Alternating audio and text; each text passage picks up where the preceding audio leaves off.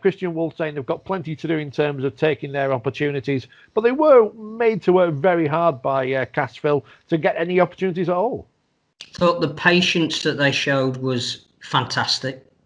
I think in Alex Walmsley, they've got someone that is defying what we're currently being told about the new rules. We keep, being trotted out the line that there's no place for big forwards anymore. I venture to suggest that Alex is playing as well as anyone in his position in the world. They were put under the most extreme pressure by Cass. It was an incredible performance considering who they had out. And the scrambling defence was magnificent as well. But Saints just did what Saints do, and they kept creating chances, and they only had one that they scored from, but they took it magnificently. Now, Lachlan Coote is organising from behind fantastically. Theo Farge, who was thwarted in virtually everything he did until the 1 minute that it really mattered, and he was on the end of it. I just think the balance they've got across their team is fantastic. James Bentley, again, form player of the last couple of weeks, fits in wherever you want him to play. He's aggressive. He's in your face. They're just a joy to watch at the moment. And I think what would have really pleased him, Wolf, he may not have said it afterwards, was that it was a different way of winning. Now, the week before, virtually every break they made led to a try. They could be fast and expansive the way they love to play. This week, they had to arm wrestle. They had to stay in the fight. They had to believe in their processes, and they did. They are an absolute joy to watch at the moment. Yeah, I mean, they ground it out, didn't they? That first half was, and quite nice to see the fact that they had to fight for it, and it just shows their ability as a squad. That whole keeping their cool and just, like you say, you just keep trugging away, don't they? They was made difficult for them, which was great. Made for a better kind of showpiece and entertainment. But essentially, they did really keep their cool. They had a few knocks and things with, James Graham and stuff, and that could have potentially changed a lot of it. Alex Walmsley, both of their forwards took a knock quite early, didn't they? But yet still remained and kept their cool. Their bench is so strong. You want to start your strongest forward pack, but their bench is incredibly strong. And then you see resilience pays off, doesn't it? And then at the end, they just start taking it away. Well, they're just great to watch, whether you like them or not. You can't deny that, can you? The longer a game goes on, when you are defending a zero, Danika, how much pressure do you put on yourselves to make sure you don't let anyone through, even if the game's won by 50 points or whatever? How much pressure do you put on yourselves to make sure you don't concede a single point? I think that becomes one of the main focuses, weirdly. I remember last season we did, I think, 3 or 4 games, and it was over like a Challenge Cup run as well. And we'd nilled maybe 3 teams. And that was the focus going in. Like, you are, however long it was, 160 minutes, 240 minutes without scoring a point past you. Let's keep this up. And it becomes a pride thing, doesn't it? Because we were very good, we are very good at Leeds Rhinos defensively, and we like the really tight, pressurised defensive moments where it's on the line. But yeah, that became the focus quite a bit, and it's a pride thing. Like, how good is it to win? But how good is it to win whilst keeping the score to 0? And it's that first try that somebody gets past you after that period is quite a big blow. It's kind of like, when you're at the end of a game and somebody at levels with you, it feels like that. Well, for us, it did anyway. So, it's pride in the fact that in attack, that Saints can work wonders with that ball. They've got, you can't really single out anybody that is such an incredible tune. And that's what I think defence is. You work together as a unit, and you have to trust people more than you trust them in attack, and you have to have somebody's shoulder. You have to be prepared to put your body on the line, move back quickly when you're tired, especially as a forward. Like, if you're battering down the middle or somebody's battering you in the middle, to be able to jump up and jump back into place quickly for that next play, that's the trust that they have, and the team, that they must have now is just, it's something else. It does put you, they are a class level above everybody else, but that's just that next strike, isn't it, to prove how great they are as a squad. I think we have to pay tribute to James Roby as well, because 500 games. Yeah. Again, it's a ridiculous landmark, but 500 games, the way he plays the sport, and he proved it again. You know, when it looked as though that game could have gone either way in the latter stages, and even at 4-0, you were thinking Cass could quite easily nick this. Yeah. That, you know, Saints will make a mistake and Castle feast off it. They put Roby back on. And actually, all of a sudden, that solidity in the middle of the field is there. The work rate that he's done in every game he's ever played to reach 500, the way he plays the sport, is phenomenal. He hasn't taken his foot off, has he? Like, you get to a certain point when you see that kind of, like, well, what an incredible effort. But you wouldn't. I don't think he's changed much in the way he plays. He hasn't really slowed down. He's just an absolute specimen of a guy. Like, what an athlete. And it makes me think of, like, Jamie Jones with Cannon in a way. Like, he maybe didn't play as many minutes towards the end of his career as he'd want to, but yet didn't ever stop working as hard as he could when he was on the field. And different positions, obviously, completely different kind of skill and ability level. But that's a real, like, stalwart of the game, I think, isn't it? Somebody that puts in that much effort for themselves, for the team, everything, every single week, and not only on the pitch. I think it's about influence as well. Yeah, I think that's the thing, that, you know, Chris Lawrence is retiring from West Tigers, been announced at the end of this season. Yeah, he's just played half the number of games that Roby has, but people are complimenting him as much on what he brings in the dressing room. And he's saying he learned that from the likes of Gareth Ellis. And I guess it's what we who don't play and fully understand is known as professionalism. Yeah. It's the attitude you bring to training. It's the influence you have on young people. And Saints have, you know, we're almost moulded on Sunday in the image of the guy who has played 500 games for them. It's mad, isn't it? Like, he wouldn't, as a player coming up through the Saints ranks, to play alongside Roby. You know, there's so many young kids coming through that have watched him as young lads and fans that are now playing alongside him. You can't help but be in awe / motivated or inspired, or, again, I think that's the thing for me. Like, the only thing I can relate it to is, like, the likes of Andy Dobson and Lois Forsell. If you're on the pitch with them, you want to work hard because you know that they work hard, if that makes sense. Like, Lois Forsell, completely led by example on the field and off the field in the changing rooms, was super passionate about it. So therefore, you want to work for her, and it's a similar role. You know, it's such a crucial role as well. But yeah, like, what an inspirational character for the lads coming through, not only in the Saints but in the Super League in general. I think it's something Scoy's mentioned about his career, how he was always looking to be that 7 out of 10, 8 out of 10 consistent player, and that's probably, I'm not saying Roby's downfall, but we've said before on the show that perhaps at times he hasn't got the credit he deserves, although he's getting it now, because he is just consistently good week in, week out. You can't think of a game where you think, oh, Roby's had a stinker today, can you? Because he's just that good a player.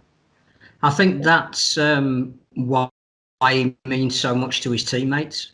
He's not doing it so that, you know, John Davidson can give him 8 in League Weekly when there was such a paper. He knows he can go in on a Monday morning after a game with his head held high, and the rest of the guys in that dressing room will look to him as, you know, the right way of preparing for a game and rehabilitating after a game, and just to have him around the club. He's a quiet sort of a guy. He's not one of the ones that's going to come in and shout and ball. He leads by example. And he's taken 1 or 2 knocks in his career, but he's never let injury affect him, or the form of the team, the losing in grand finals, and he has just turned up and done the absolute best every single day, whether it's been in the public eye or it hasn't been in the public eye. And I think, you know, he is the kind of bloke that we already need to be thinking as a sport, how do we best use him as an ambassador when he is no longer playing, and it's, you know, in 2 years, 5 years, whenever he decides that his body can't take it anymore, we have to keep people like James Roby involved in the sport. Oh yeah, 100%. He's just, like I say, like, he's inspirational not only for the guys, for the women, and like you say, he's not a character as such, if that makes sense. Like, he's not like like a Luke Gale or Conrad as such, they're just using them as examples, that he's there to do a job and obviously clearly enjoys doing it, and that's it. And he's a workhorse, isn't he? He's fab. Well, we got told off last year for not talking about Saints enough because they just were boringly winning week in, week out, apart from when they played London. I guess they've got that same aura about them again. And they didn't start the season well, but they have, since the return, looked the champion side. And I guess we are going to be spending the next few weeks, well, not next week, but going forward, speaking about how good they are until they slip up again. But even if they do slip up, you expect them to be back at that level the week after. They didn't start the season well, but they did very nearly win the World Club Challenge. And you speak to any team that has played in that game, win, lose, or, well, you can't draw. It takes a lot out of you, physically, emotionally, trying to peak within a couple of weeks of the season starting, but peak at a level that you don't even play at on a week-to-week basis in Super League, because the team that you're playing is a class apart. It's just so difficult.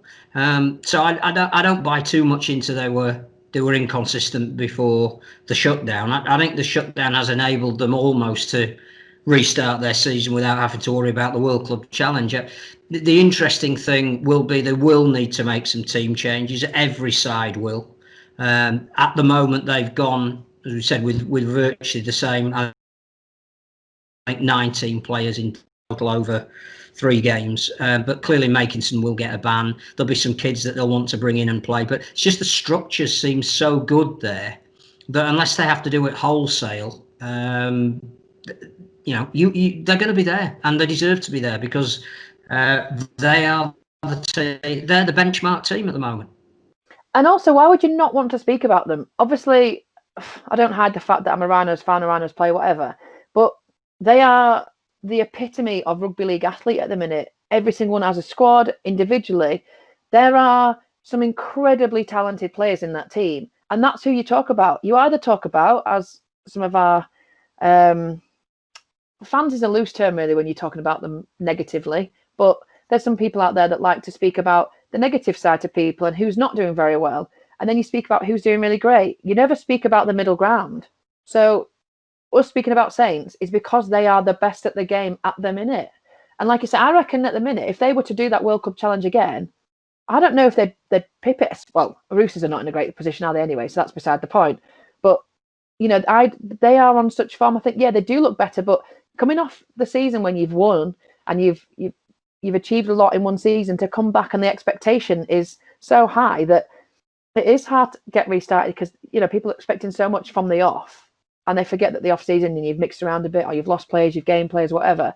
So yeah, they maybe weren't as what people expected, but like you said, they had the World Cup Challenge. They came off the back of a good season. The break has done nothing but good for Saints, and why not speak about how good they are? We're rugby league fans, and we want to see the game, and we want to see who's best in the game. So that's what we're doing. We do. Darragh Powell said after the game that Castleford perhaps not too far away from being grand finalists again themselves. Obviously had to do it tough this week. Obviously preparing initially for a game against Hull FC. Not playing against them. Having to play against the champions. Maybe he played against Hull KR if that had come off, but he obviously didn't. Their schedule thrown up in the air and fallen down. Jake Truman gets a knock before the game as well. Castleford and Wakefield and Catalans and St Helens have all stood up this week and done the best they can for the sport in general, Phil, and they should all be applauded for that, even though they all came out with different varying performances, but they've all done the best they can to keep this sport going. And that's what we were saying at the beginning in our Round the Houses preamble about we're too intolerant. The fact is that that's all that matters at the moment, that sport is out there, that the clubs are doing what they can and adapting as best they can to circumstances that may well change for everybody over the course of the next few weeks. We haven't yet got into the logistics of taking teams to France, which is clearly going to happen. And, some of those fixtures will be midweek fixtures, which adds again an extra layer of how do you prepare for that? Who do you take on those trips? What we need to do is acknowledge the fact that coping with situations outside of the norm is now the norm. I thought Cass were absolutely magnificent, and again, too many people after they fell away to the Dragons for the second half of that game were writing them off. And Daryl Powell even said after that game, seen some signs. We'll learn from that. We'll be all right. We'll be better. He brings in Gareth O'Brien, which I think you have to say, you probably don't realise how much a bespoke fullback is to a team until A, they haven't got one, and then B, they get one. And that wasn't yet Zach Hardacre in 2017. But what it was somebody at the back who was ultra dependable. Yeah. Somebody who hasn't played for 5 months, who put in a fantastic performance like that to knit them all together.